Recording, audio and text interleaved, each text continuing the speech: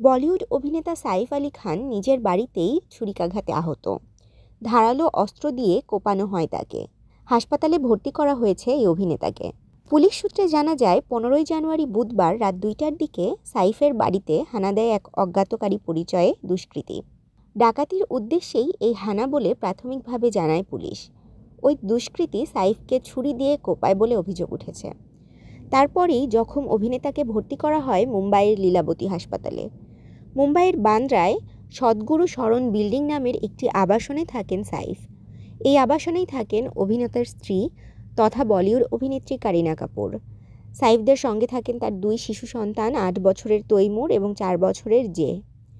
প্রাথমিকভাবে জানা গিয়েছে, দুষ্কৃতী যখন সে বাড়িতে ঢোকে সেই সময় ঘুমাচ্ছিলেন অভিনেতা এবং তার পরিবারের অন্য সদস্যরা।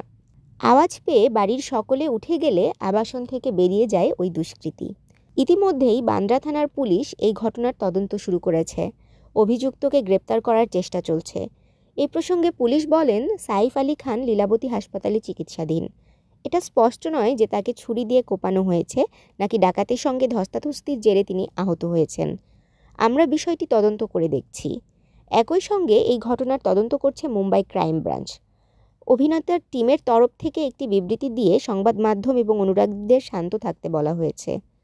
সাইফ কেমন আছেন তা সময় মতো জানানো হবে।